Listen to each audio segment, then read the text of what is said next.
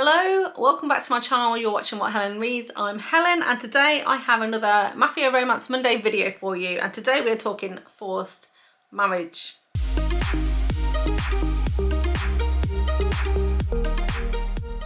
Okay, so I've previously done arranged marriages, and arranged marriages to me are when two mafia families need to have a union and therefore arrange two people in their households to get married. Forced marriages, on the other hand, are when the hero, usually the main male character, decides that he's just going to take a woman and force her to marry him. So this is a pretty common trope with mafia romances, and we often see women dragged down the aisle, forced to marry their mafia partners almost at gunpoint, because obviously the heroes are obsessive, possessive, psychopathic sometimes, but also they just need the women to marry them for a reason and force them into marriage. So today I've got 8 romance recommendations where the heroes have indeed forced their better halves to marry them, and I'm going to start my recommendations with Dark Stranger by Piper Stone. Piper Stone is a very prolific author. She pumps out 1 or 2 books every single month, and she writes a lot of mafia romances. They are erotic romances in the main with lots of BDSM elements, so the heroes are obsessive, possessive, very controlling, and also like to punish their women sexually, and so they have these, you know, this kind of like dark erotic elements to her stories. But what I like about Piper Stone is that there's always usually a really good plot, and this book is no different. So this particular story is book 1 in the Edge of Darkness series. Like I said, it's an erotic romance, but it's also sort of a stalker revenge plot as well. And we are following Sierra and Alessandro. Now, Alessandro is the mafia don for a New York mafia, but unfortunately he's been in prison for 4 years, and he is just about to get out. And for the last 4 years, he's been plotting his revenge on the person who's responsible for putting him in prison. And it happens to be Sierra, our heroine's fiance. So basically, Sierra's fiance was like an accountant in Alessandro's organisation. And over time, he amassed enough evidence that he could take it to the authorities and basically ensure that Alessandro was put away in prison for 4 years. What we actually later discover is that this fiance not only was part of the organisation, but he was an undercover agent, and it was also a double agent as well. And he was not only working for the government, but also the Irish mafia. So when Alessandro comes out of prison, he absolutely wants to seek revenge on the guy that put him away. But Sierra's fiance is now in the wind. She hasn't seen him for some time, and she believes that he's dead. But Alessandro knows that he is not dead, and therefore he starts to stalk Sierra to see if he can find any clues, to see if this guy gets back in touch with her so that he can basically hunt him down and kill him, because that is his ultimate goal. And therefore he starts to stalk Sierra, and he actually starts this process while he's still in prison, and he starts to make contact with her, and she starts to get these very dark messages from this stranger, and some of them are fairly inappropriate, sexual in nature, and she has no idea who this guy is, why he's stalking her, when he's going to come and get her. But he's basically threatening that he is going to come and get her, and he's going to come and get her soon. And as soon as he's released from prison, he does just that. And the idea is that he's going to take Sierra kind of as his captive, but also force her into a marriage in order to what he hopes is going to basically get the fiance out. So almost like a bit of bait. So Sierra's going to be the bait for this fiance to come out of the woodwork, to face up to what he's done, so that Alessandro can finally get his revenge and, you know, unalive him. And so it's quite a complicated plot actually, in terms of you know, this undercover double agent thing from the fiance, and what Sierra knows and what information she's still got access to, and whether this guy's going to show up again. But like I said, the driving force of this story is really, it's an erotic romance, and I always think that Piper Stone is my guilty pleasure, because You know, she writes some really dark but erotic romances that absolutely have me hooked from the first page. So then moving on to the second recommendation, which is Dangerous Innocence by Cora Reilly. And this is book 1 of the 5-Leaf Clover series that she started to write. And in this one we're following Lorcan and Aislinn. And this is a Irish mafia story, and we start off in Dublin actually and then move to New York, because Aislinn, our heroine, she is a regular Irish girl living her life in Ireland, and she has a sister, a mum and a nephew. Her sister had her nephew quite young. She's not the best mum, she's really struggling with being a mum, and so Aislinn's really stepped up to the plate in terms of supporting her sister to bring up her nephew. Now her sister really wants to make it sort of big as an actress, and she decides that she's going to leave her son with her sister and head off to New York, and everything's fine for a couple of weeks, and then eventually her sister stops making contact. They don't know where she is. She's kind of sort of disappeared, and Aislinn starts to get really worried, and after a couple of months she decides that she's going to follow her sister to New York to try and find her, find out what's happened to her. And her mum really doesn't want her to go. She pleads with her, please don't go to New York, it's not the best thing for you, stay here. But Aislinn's determined to go and find her sister, so that's what she does. And when she gets to New York, she discovers that actually she's connected to the mafia in some way. She gets herself into quite a bad situation in a bad part of town, and she ends up in an auction. And then this is where we meet Lorcan, because Lorcan is kind of head of the Irish Mafia in New York. He happens to be at the auction. He bids on Aislinn and then basically takes her kind of home with him. Now he doesn't take her virtue that night, but he decides that he's going to marry her, and therefore kind of gives Aislinn an ultimatum: marry me and I'll help you find your sister. And so she takes him up on this offer, but really she has no choice at all. And just because of her connection to the mafia, the fact that actually her family owes the mafia something, Lorcan's going to take the debt and force Aislinn into this marriage, and their relationship goes from there. So then after that we have Cru Vows by Bianca. This is another dark forced marriage romance, and it's book 5 in the Chicago Mafia Dons series. And in this one we're following Massimo and Paisley. Now Massimo is sort of next in line to inherit like the seat, if you like, of the head of this mafia family. His father is actually dying, and he's kind of forcing Massimo to get married. He's like, look, I'm dying, you're going to take over the mafia from me, and you need a wife, so you've got 2 weeks to find yourself a wife. Now his father gives him a bit of a short list and says, here's some appropriate women for you to basically marry, but Massimo doesn't want any of them, isn't interested, and he says to his dad, I'll find a wife myself, don't panic. And then Massimo happens to go to the local MC biker like clubhouse, and is doing some business with this MC club, who are trying to, you know, not pay their debts, as it were.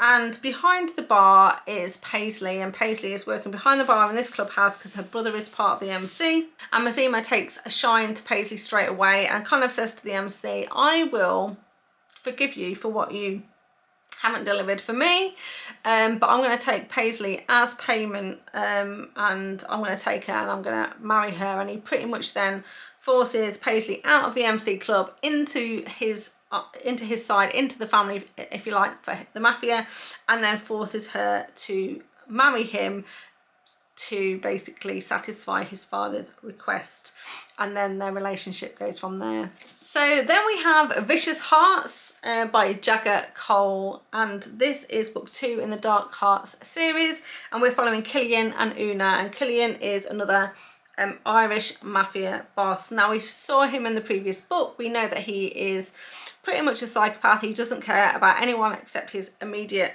family, and of which he'll do anything for them. So he's pretty cruel, cold, heartless kind of guy, but also devastatingly attractive. He happens to be at a club, a sex club, and he meets this woman called Una, and they have a bit of a connection, and he invites Una back to a room in the club, which she goes with him.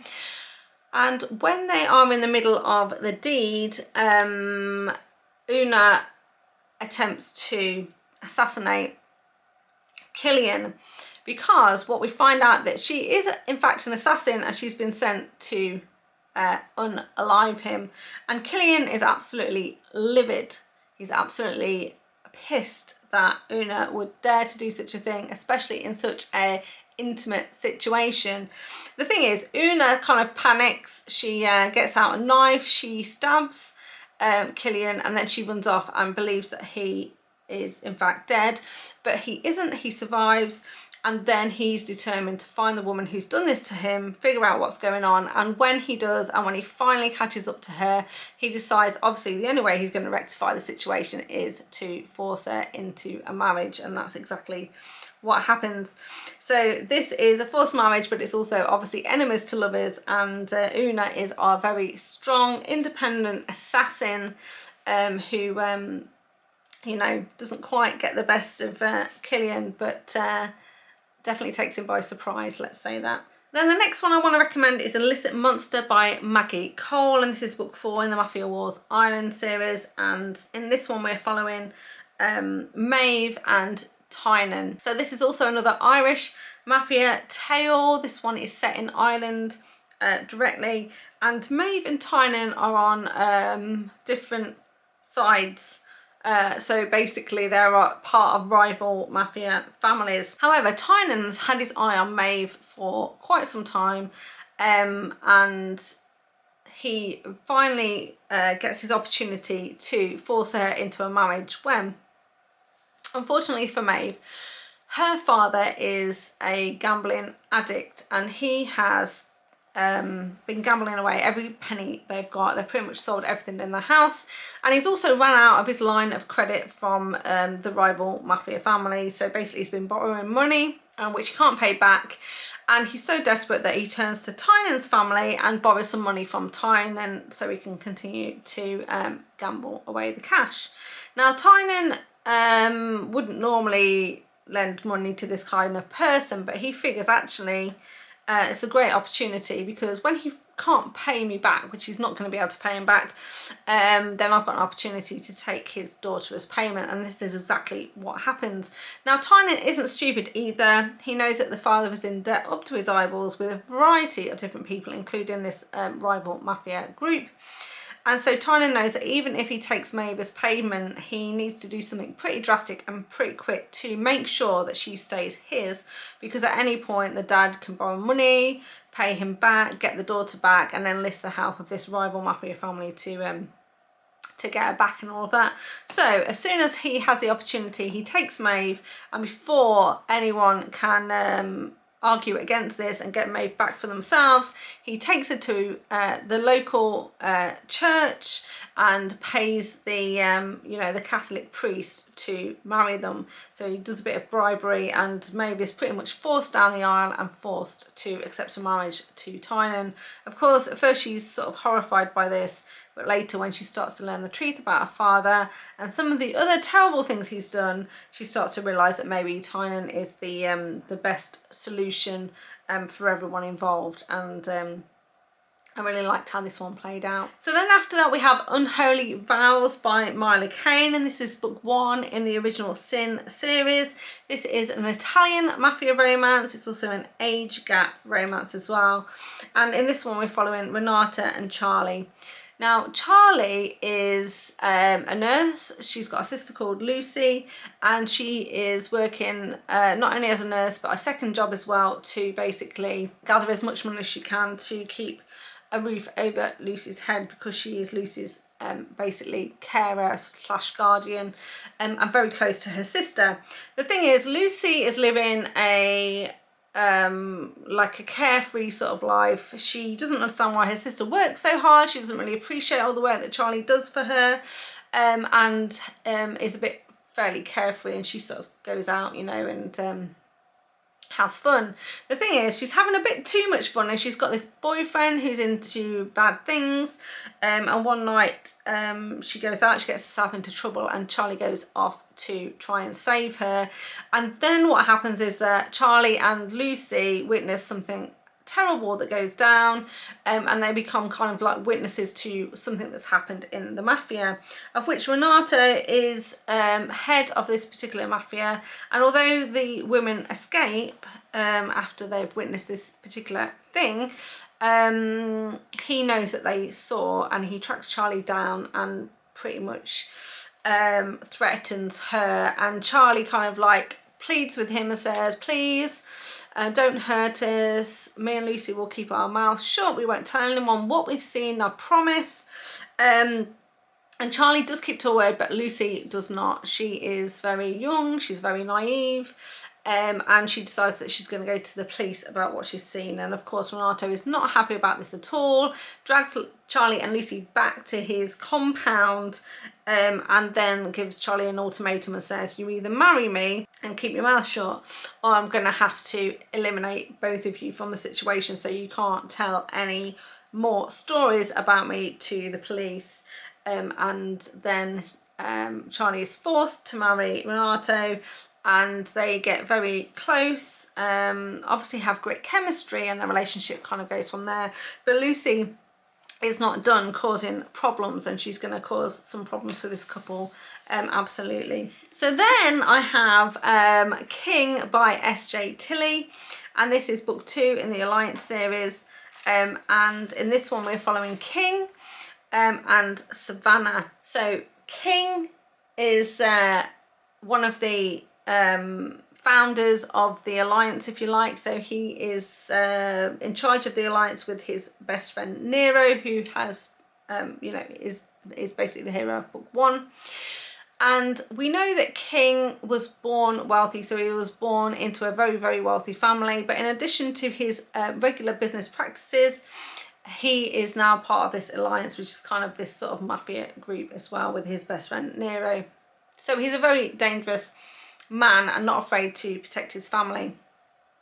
Now this book starts where King and his sister go and see a friend who's been recently injured, just to check up on her, make sure she's okay.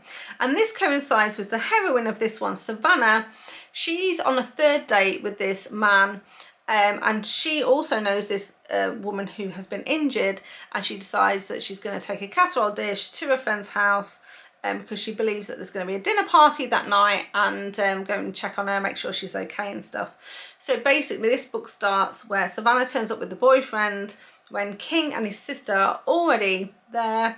And what we then discover is that the man that Savannah is with happens to be the husband of King's sister. So we find out then that King's sister's husband is having an affair. Now King's absolutely livid. The husband dashes off. Savannah also kind of leaves the house. She can't believe that she's with a man that's been cheating on his wife, because she absolutely didn't know. And King is absolutely livid, and his sister says to King, go and find out a bit more about my husband, what he's been up to, if this is the first time, and what else he's doing. And King goes away and discovers this is absolutely not the first time he's done this. In fact, he's got a bit of a love pad, this apartment where he takes his women. And not only that, but he's been collecting information about the Alliance, and he's planning to take it to the police. So King is extremely angry about this, and at his sister's behest, he decides that he's going to eliminate the husband. So he goes to his apartment to go and do that exact thing. Now at the same time, Savannah has obviously left this evening. She is very distraught about what's happened. She didn't really care for this guy anyway. It was a 3rd date, but she wasn't planning on seeing him again after this, because he's a bit of a douche, to be fair. But the problem is that she's left her car and her car keys quite close to this guy's apartment, and she needs to go and retrieve them. And so she goes to his apartment to go and collect her car keys so she can get herself home. And when she gets there, she sees King in the middle of eliminating this husband, and therefore she is extremely distraught and scared, and she attempts to run away. But of course King races after her, grabs her, and then takes her captive. So he basically kidnaps her, takes her home, and then he absolutely does not know what to do with her, but he decides the best thing to do is to force her into a marriage. And this is a funny bit, because with this marriage, he rings his friend Nero, and Nero is basically gets himself ordained online so he could basically marry them. And then Nero comes over, and King is practically pinning Savannah down to the chair, because she doesn't want to marry him at all, but he pretty much forces it. So basically Nero is doing the vows and everything and saying everything that he needs to for this wedding ceremony, with Savannah literally pinned to the chair by King and forced to marry him, like literally. But of course she will soon forgive what he's done because he is very charismatic, very attractive. They've got some great chemistry, and now they're living in close proximity together, and King is determined to make her his, and that's exactly what he does. I absolutely love this series as a whole, and King was extremely fun, so would highly recommend. And then the final one I want to recommend today is Sinful Vows by Lilian Harris, and this is book 1 in the Messina crime family. In this one we're following Michael and Elsie. Now Michael is second in command of this mafia family. His father wants to retire though, so Michael is gearing up to take over and take charge, but his father wants him to get married. And he's like, if you're going to take over the mafia, you need to get married, you need to get yourself an heir, and you've got 2 weeks to do it. And I've got a short list. I can recommend some women for you, but Michael's like, no, I'm going to find my own wife. I don't want you recommending someone for me. And it's very fortuitous because right at the start of the book he has an opportunity where he meets Elsie. Now unfortunately for Elsie, Elsie has been in a sort of captivity for the last 7 years, because after she finished school, before she went to college, they went on a bit of a road trip with some friends, and on the road trip she was captured, kidnapped by some sex traffickers and sold into sex slavery. So she has had an awful 7 years. She's literally been put through the ringer, and she's in a very dark place. And one day in the course of mafia business, Michael happens to go to the house where she's being kept captive, and Elsie then sees an opportunity to escape, so she can escape through a window, hide in the back of Michael's car, and then escape. And she plans to escape and then go and alert the authorities to rescue her friend, who also happens to be still in captivity there with her. Now Michael drives her back to his house. He pulls into the garage and he gets out of his car, and now she is stuck in his house, so she can get out of the garage into the next sort of bit of room, and there's like a bar in there and a refrigerator filled with drinks and things like that. So she's able to keep herself alive, but she's not able to work out how to get out of the garage. But Michael of course knows that she was in the back of his car and now is in his house, but he was just waiting to see how it all played out. And when finally Michael and Elsie come face to face with each other, Michael realizes that he has found himself a bride, because now Elsie is in this bit of a predicament, and he says, I can either give you back to your captives, or you can marry me and then I'll also try and help you, you know, rescue your friend. And so Michael kind of gives her this ultimatum, but ultimately it's a forced marriage, because really Elsie has no choice. But luckily now they're in close proximity, they have great chemistry together, and Michael and Elsie form this bond, and they you know, their relationship goes from there. Right, so there we have it. That is 8 recommendations for mafia romances that have a trope of a forced marriage. I hope you enjoyed that. If you did, please give it a thumbs up, and remember to subscribe to the channel if you want to see more content from me. So thank you very much for watching, and I'll see you next time. Bye. So here's the thing. Normally I record my videos on a Saturday morning. I get up early, I prep the videos, I get myself ready, I record the videos, and then I spend the rest of the afternoon editing the videos. And once I've edited them, I leave them there and crack on with other stuff that I need to do. And then Sunday morning I get up early and upload them to YouTube, because that can take quite a bit of time, especially for my longer videos. It can be about an hour for the upload. Today I had a hairdresser appointment, and it was not until 1 o'clock, and I always spend about 3-4 hours in the hairdressers. Today I had an afternoon appointment, which basically meant I didn't want to record first thing this morning, because I thought, you know, my hair is awful, I've got really a lot of grey roots. So what I'll do is I will prep the video and everything, have a nice leisurely morning, go to the hairdressers, and then when I get back I can record my videos I needed to do 2 this weekend. And then I could make the dinner, and then I could edit them tomorrow. So that was my plan. Except when I've just gone to get myself ready for dinner, I noticed I had lipstick on my teeth, which basically meant I had to check the footage, and unfortunately I had lipstick on my teeth throughout the whole of the 2 videos, and I just couldn't leave it there. So I've had to cook tea, sort out everything downstairs, and I'll come back upstairs to record this video. So I'm just going to check one more time for my teeth, and then we'll get stuck in. Of course, it also means that I am drinking wine now, and I'm going to have to check my lipstick again. And we're still good.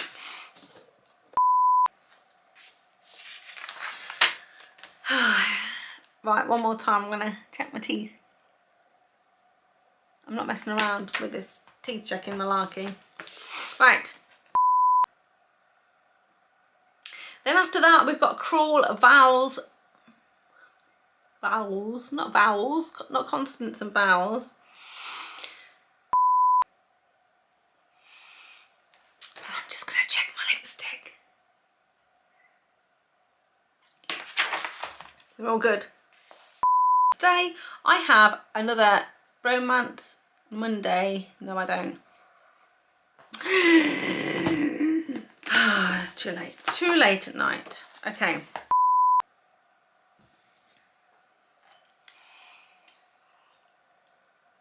I'm going to take another glass of wine, as it is Saturday night. I mentioned that, right? And I'm just going to check my teeth one more time, because literally I'll be here till midnight otherwise. Okay,